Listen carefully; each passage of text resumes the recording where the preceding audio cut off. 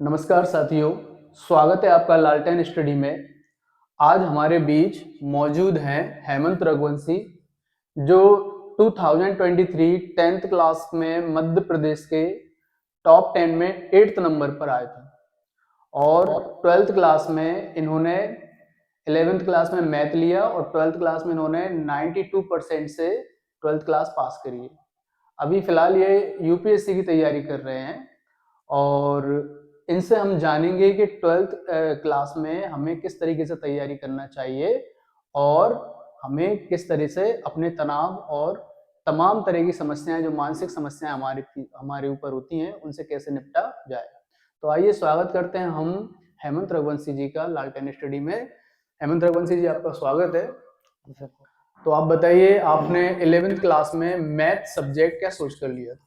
Sir maths मैंने इसलिए लिया था, जब मैं 10th में था तो मैं मैथ्स में बहुत अच्छा था। मतलब जो सर पढ़ाते थे वो मैं इजीली कैचअप कर पाता था, तो उस तरीके से मेरा उसमें इंटरेस्ट भी बिल्डअप हुआ। उसी के साथ साथ मैंने जब जो समर वेकेशन में उसमें सोचा, काफ़ी सोचने के बाद मेरे को उसमें इंटरेस्ट आया, जी। इसलिए मैंने मैथ्स चूज किया। आपने अपनी पढ़ाई की शुरुआत जो मैथ्स से लेकर की थी, तो यस सर। उसमें आपको इंटरेस्ट जगा और उसके बाद फिर आपने मैथ का सब्जेक्ट ले लिया। जी सर। फिर मैथ को सामने जो आपके कई सारी समस्याएं आती होंगी सॉल्व करते समय, तो उन समस्याओं से आप कैसे निपटते थे?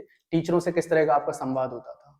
तो जैसे ही मैंने 11th में एडमिशन लिया और हमारा जो सेशन स्टार्ट हुआ, तो मैंने मैथ्स पहली बार पढ़ना स्टार्ट किया। तो जब मैंने पढ़ना स्टार्ट किया तो फिर मेरे को बहुत सारी समस्याएं आई, क्योंकि वो लेवल अलग ही लेवल का मैथ होता है 11th का, तो उसमें दिक्कत आई। उसके बाद मैंने टीचर्स के साथ इंटरेक्शंस किए, उन्होंने मेरे को धीरे धीरे समझाया। तो धीरे धीरे थोड़ा टाइम हुआ तो उसमें मैं अपना इंटरेस्ट भी बिल्ड कर पाया, और धीरे धीरे वो जो मेरा बेस था उसने भी मेरे को हेल्प की। इस तरीके से अच्छा होता गया। कभी आपको ऐसा महसूस किया था आपने 10th में कि मैं एमपी में 8th नंबर पे आ जाऊंगा पूरे एमपी में? आपको ऐसा लगा मतलब पर कभी? स्टार्टिंग में तो नहीं लगा था, क्योंकि हमको पता नहीं होता। जब मैंने पढ़ाई करनी स्टार्ट की, मेरा इंटरेस्ट बढ़ गया, और जैसे ही मेरा फेवर हुआ तो मैंने रिवीजन पे ज़्यादा फोकस रिवीजन किया। पे ज्यादा? हाँ, तो धीरे धीरे जब पेपर आ रहे थे तो हाँ, मेरे को लगा मैं कर सकता हूँ, इसलिए मैंने अपने ऊपर बिलीव रखा और प्रैक्टिस करता रहा। अच्छा, पढ़ाई की खास करके 12th क्लास में पढ़ाई की सही रणनीति कैसी होनी चाहिए हमारी? पहले तो हमको अपना सिलेबस कंप्लीट करना चाहिए, फिर टीचर से हेल्प लेकर बाकी हमारा जो भी पुराने पेपर्स हैं, मॉडल पेपर्स हैं, उनमें कुछ इम्पोर्टेंट क्वेश्चंस रहते हैं, पहले उनको प्रिपेयर करना चाहिए। फिर उसके बाद बाकी जो बचा है मटेरियल उसको कंप्लीट करना अच्छा, चाहिए। मैं एक सलाह और देना चाहूंगा। जो विमर्श पोर्टल होता है, विमर्श पोर्टल पे आप अपने प्रिंसिपल सर की लॉगिन आईडी से विमर्श पोर्टल पे लॉग इन करें और वहां से कुछ पुराने पेपर वगैरह जो पड़े रहते हैं, खास करके जो प्रीवियस ईयर के पेपर हैं और जो आपकी recently half yearly quarterly exam में जो पेपर आते हैं, वो भी वहां पे आपको आसानी से मिल जाते हैं। मंथली टेस्ट जो रहते हैं, वो भी आपको विमर्श पोर्टल पे आसानी से मिल जाते हैं। तो अगर बच्चे जो तैयारी कर रहे हैं 12th क्लास के एग्जाम की, वो विमर्श पोर्टल पे से इन सारे एग्जाम पेपर्स को उठा के देखेंगे, तो कहीं ना कहीं यही पेपर आपके 12th क्लास में आते हैं और इनसे काफी आपको मदद मिलती है। हाँ जी सर, उनमें क्योंकि बहुत से इंपॉर्टेंट क्वेश्चंस होते हैं, तो हम उनको प्रैक्टिस करते हैं तो उन पर हमारी मजबूत हो जाती है पकड़, और उसी के साथ साथ हम उनको पढ़ते हैं तो पेपर भी हमको ईजी लगता है। अच्छा, आप ये बताओ कि रोजाना कितना घंटा आप पढ़ाई करते थे? तो वो तो अपनी मेंटल स्ट्रेंथ पे डिपेंड करता है, कितने घंटे कौन ये पढ़ सही सकता है। है। ये किसी ना मतलब हम किसी पे थोप नहीं सकते कि हाँ। 10 घंटे पढ़े कि भाई 5 घंटे पढ़े कि 4 घंटे पढ़े। कोई कोई। हर किसी की अपनी मेंटल स्ट्रेंथ होती है और जी मेंटल सर। स्ट्रेंथ को ही अपने आप में ताकत बनानी चाहिए। अगर हमारी मेंटल स्ट्रेंथ मजबूत है तो हम कम समय में भी ज्यादा कुछ रिकवर करते हैं, और अगर थोड़ी वीक है तो हमें थोड़ा ज्यादा टाइम देने की आवश्यकता होती है कहीं ना कहीं। जी सर। क्या आपने कभी कोचिंग ली या आपको लगा कि मुझे कोचिंग की आवश्यकता है? पर कोचिंग की वैसे तो मुझे कभी आवश्यकता नहीं पड़ी, यहाँ पर कुछ कुछ टॉपिक्स होते थे जिनमें मैं कभी फंस जाता था। जैसे हमारा स्कूल खत्म हो जाता है, छुट्टियां मिलती हैं 1 डेढ़ महीने की, तो उनमें कभी कभी हम फंस जाते हैं, तो मैं अपनी टीचर्स की हेल्प लेता था। भी अगर टीचर्स ने इसकी हेल्प नहीं ले सकता तो मैं यूट्यूब से कर लेता था उनको मतलब कवर। आपने चारों तरफ से हेल्प ली, मतलब जी सर। शिक्षकों की भी हेल्प ली और डिजिटल प्लेटफॉर्म का भी प्लेटफॉर्म फायदा का होता भी है। आपने सही उपयोग किया। आजकल बच्चे क्या है, डिजिटल प्लेटफॉर्म का गलत उपयोग ज्यादा हाँ करते जी हैं, तो सर। आप उनको क्या संदेश देना चाहेंगे कि डिजिटल प्लेटफॉर्म का पढ़ाई के मामले में किस तरह से उपयोग करना चाहिए? हमको सोशल मीडिया कम से कम यूज करना चाहिए, जितना ज़रूरी है उतना ही करना चाहिए। बाकी जो भी यूट्यूब वगैरह हैं और कुछ कुछ ऐप भी हैं जो बने हैं स्टडी के लिए, उन पे हमको लेना चाहिए, उनसे पढ़ाई करनी चाहिए। बोर्ड परीक्षा के लिए आप हमारे बच्चों को क्या टिप्स देना चाहेंगे कि भाई किस तरीके से पेपर में लिखें और किस तरह से मेंटली वो प्रिपेयर रहे? जब पहली बार हमारे पेपर आता है हमारे आगे, तो हमको नर्वस नहीं होना चाहिए। अच्छा। पहले हमको पेपर को शांति से देखना चाहिए और जो क्वेश्चंस आ रहे हैं उनको अटेम्प्ट करने चाहिए और कोशिश करनी चाहिए कि मतलब जितना पूछा है उतना ही लिखा जाए, क्योंकि फालतू लिखने से पहली चीज़ तो कॉपी खराब होती है और दूसरी चीज़ अपना टाइम भी जाता है। तो आप नर्वस हो जाते हो पेपर खत्म कर पाएंगे या नहीं कर पाएंगे, तो उनको अच्छे से हैंडल करके शांति से पेपर करना चाहिए। अच्छा, 12th क्लास में पेपर देते समय आपसे ऐसी कौन सी गलतियां हुई या हुई होंगी, तो आप वो बताएं हमारे बच्चों को, दर्शकों को, कि वो गलतियां वो ना दोहराएं जो आपसे हुई। जैसे कि मैं फिजिक्स का पेपर दे रहा था, जब मैंने कॉपी का यूटिलाइज किया तो मैं मतलब अच्छे से लिख रहा था दूर दूर करके, तो जैसे मैंने डेरिवेशन किया तो मेरी कॉपी भर गई थी, तो जगह कम पड़ी थी। अच्छा। तो इसलिए हमको मेंटेन कर कर चलना चाहिए कि कॉपी मतलब अपना जितना भी कंटेंट है उसको पूरा कर सकें उसी कॉपी के अंदर, फालतू पेपर वेस्ट नहीं करना चाहिए। आजकल कॉपी भी, अब आपको एक्स्ट्रा कॉपियां नहीं मिलती हैं जी एग्जाम सर। में, और एक ही कॉपी आपको मिलती है, उसमें लगभग लगभग 40 पेज होते हैं ना। जी सर। तो मेरे ख्याल से आप सभी दर्शक सुन रहे होंगे, बच्चे सुन रहे होंगे, तो ये 40 कॉपियां हमें मिलती, मतलब 40 पेज की कॉपी हमें मिलती है, इसके अलावा आपको कोई एक्स्ट्रा कॉपी नहीं मिलेगी। तो जो भी कुछ आप उसमें लिखें तो सोच समझ कर ही लिखें। अच्छा बताइए कि आपने कभी पढ़ाई को हल्के में लिया? सर हल्के में तो नहीं लिया वैसे भी, क्योंकि मैथ्स था तो उसमें टफ ही रहता है, तो इसलिए मैंने अपनी एक शुरू से ही अपनी एक गति बनाए रखी जिसमें मैं पढ़ता रहा। हाँ कभी कभी होता है कि हम हल्के में लेने लगते हैं, हमको टॉपिक्स आने लगते हैं तो वहाँ पे हम वीक हो जाते हैं, हाँ सर। तो वहाँ पे हमको भटकना नहीं चाहिए, अपनी स्टडी कंटिन्यू करनी चाहिए। एक चीज और देखने में आती है कि जैसे जैसे एग्जाम का समय आता है तो बच्चों में डर और तनाव ज्यादा आ जाता है, जी सर। और उनसे ज्यादा तनाव उनके माता पिता के अंतर्गत आता है, खास करके उन बच्चों के पेरेंट्स को जिनके बच्चे बोर्ड्स एग्जाम में बैठ रहे हैं, जी 10th और 12th के एग्जाम में बैठ रहे हैं। तो आप जब 12th में थे तो आपके ऊपर किस तरह का मानसिक तनाव था, और उस तनाव को आपने किस तरह से हल्का किया, और अपने माता पिता को लेकर भी बताएं कि वो अपने बच्चे को लेकर किस तरह से पॉजिटिव रहे उस समय पर।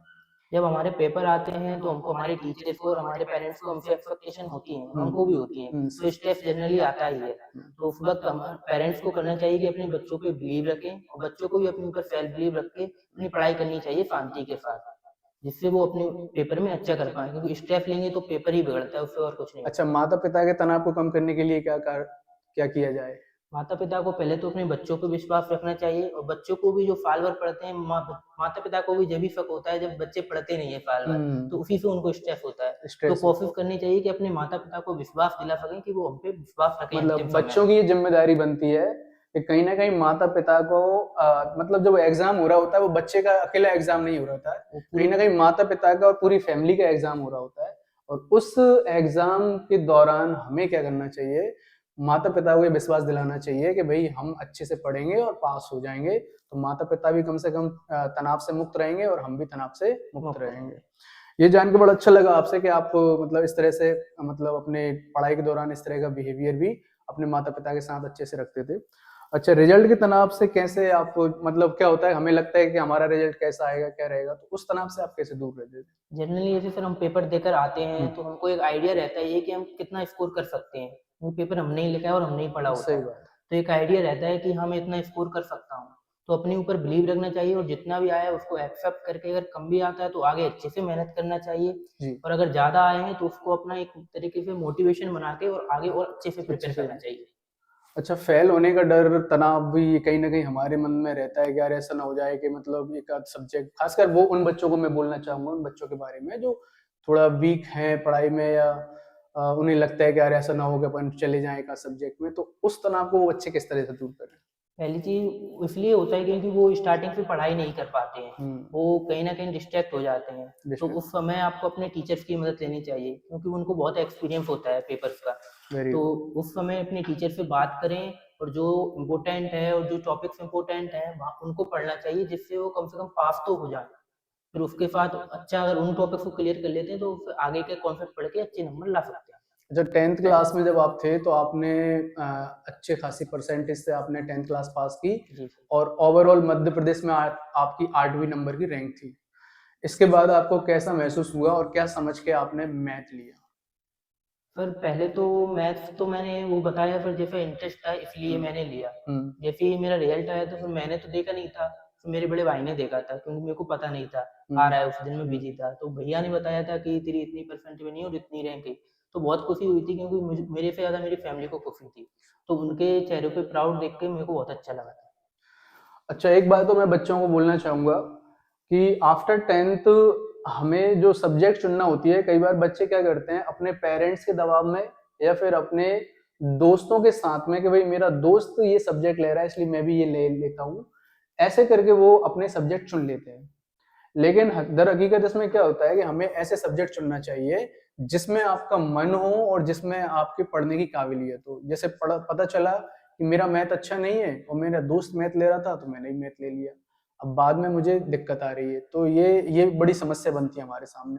तो इस समस्या से बचने के लिए आप बच्चों को क्या बताएंगे? पर जनरली देखा है, फिर मैंने भी अपने क्लासमेट्स को देखा है, वो अपने फ्रेंड्स के साथ ले लेते हैं, कोई बायो ले लेता है, कोई मैथ्स ले लेता है, लेकिन वो आगे चल के उनको हैंडल नहीं कर पाते, उसके कारण उन पे काफ़ी प्रेशर आ जाता है और फैमिली प्रेशर भी आ जाता है साथ साथ, क्योंकि वो स्ट्रांग होते हैं अपने सब्जेक्ट में, लेकिन वो जैसे ही साइंस स्ट्रीम वगैरह लेते हैं उनमें इंटरेस्ट नहीं रहता, तो वीक हो चले जाते हैं, इससे उनको भी दिक्कत आती है। दूसरी, हमको अपने आगे क्या करना है फ्यूचर में उसको देखते हुए सब्जेक्ट को लेना चाहिए, जिससे हमको आगे फ्यूचर में प्रॉब्लम्स ना हो।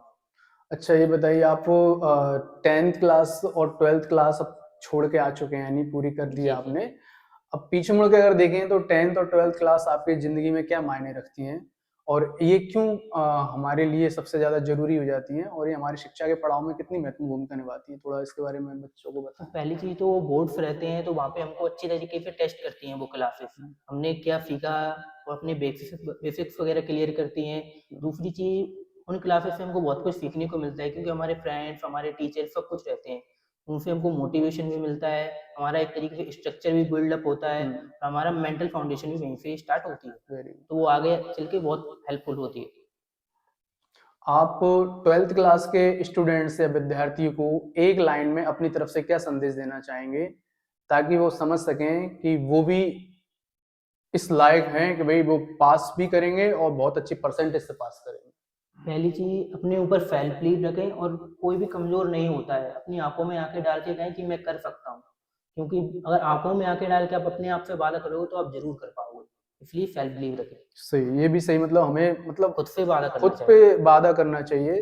जो हम दूसरों से वादा करते रहते हैं और फेक वादे करते हैं। क्योंकि उनको तो हम तोड़ हाँ, देते हैं, लेकिन खुद और से तोड़ोगे तो नज़रें कैसे फिर मिलाओगे? खुद से नज़रें कैसे मिलाओगे? कहीं न कहीं हमारी ज़िंदगी की वीकनेस होती है ये। वेरी, आपसे ये जान के बड़ा अच्छा लगा।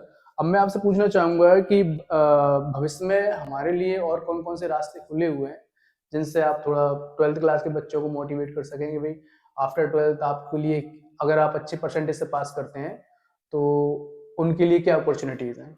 बहुत से एग्ज़ाम्स रहते हैं, कॉलेजों के लिए कई एग्ज़ाम्स रहते हैं, उसके बाद आप नीट का एग्ज़ाम दे सकते हैं, जी का एग्ज़ाम्स दे सकते हैं, सीयूटी का एग्ज़ाम? सीयूईटी रहता है, तो कैट रहता है, क्लैट रहता है, बहुत से एग्ज़ाम्स रहते हैं जिनसे आप अपने मतलब जो भी आपका फ्यूचर में जिस भी फील्ड में आपको बनाना है, उसमें आप पेपर्स दे के एक अच्छा कॉलेज लेके वहाँ से बना सकते हैं। बना सकते हो।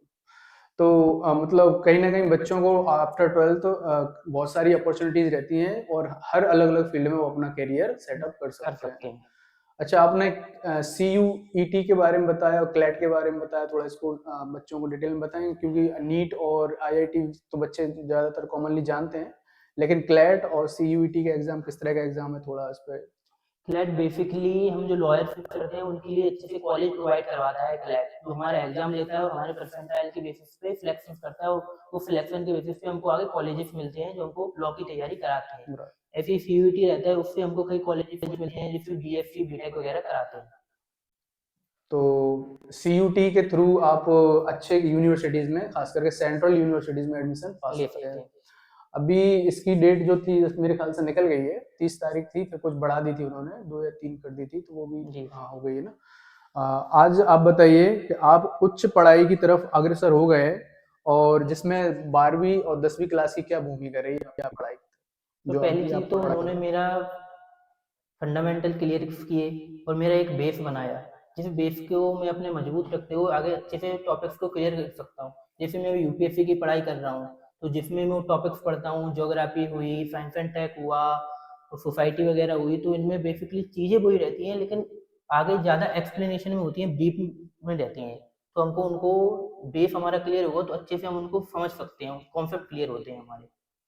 मेरा आपसे एक आखिरी सवाल है कि अगर आप 12वीं क्लास के आज छात्र होते तो आपने क्या और अच्छा कर सकते थे, या आप क्या अच्छा करने का प्रयास कर सकते थे जैसा हमारे कि लिए? हम सबको पता है बहुत ही कम दिन बचे हैं, तो हम्म। पहली चीज अब हम ज्यादा याद कर नहीं सकते, और हम ज्यादा याद करने जाएंगे तो हमारे जो पुराना है वो हमारा वीक हो भी जाएगा। हो जाता तो कोशिश करनी चाहिए जो पुराना याद है उसको अच्छे से प्रिपेयर करें, उसको रिवाइज करें वाला, और उसको प्रैक्टिस करके लिख लिख कर देखें, जिससे वो अच्छे से हो सके और उसको हम एग्जाम में अच्छे से कर सकें।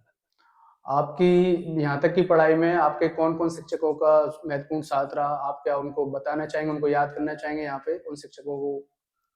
फिर जैसे कि हमारे 10th टाइम में काफ़ी टीचर्स थे। एक सचिन सर थे जिन्होंने मैथ्स में मेरी बहुत हेल्प की। अजय सर थे जिन्होंने इंग्लिश में हेल्प की। जैसे आप हो, आपने साइंस में बहुत हेल्प की, फिर छोटे से आपने आप बेस वगैरह बनवाए। अमन सर थे, उन्होंने भी काफ़ी हेल्प की। पप्पू राम सर थे, उन्होंने संस्कृत हिंदी वगैरह में अच्छे से हेल्प की। एक नितिन सर थे, उन्होंने सोशल साइंस में काफ़ी हेल्प की। जैसे ही मैं 12th में आया था तो अर्पित सर मिले थे सर, उन्होंने मैथ्स में पहले मेरे को लगा था कि टफ पड़ेगा, लेकिन उन्होंने बहुत ईजी बना दिया इजीली मेरे लिए। समझा दिया। तो आप अपने और हमारे दर्शकों को, या जो 12th की तैयारी कर रहे हैं बच्चे, उनको एक क्या संदेश देना चाहेंगे, ताकि वो अभी से आपकी अगर बातें सुन रहे होंगे तो प्रेरित हों?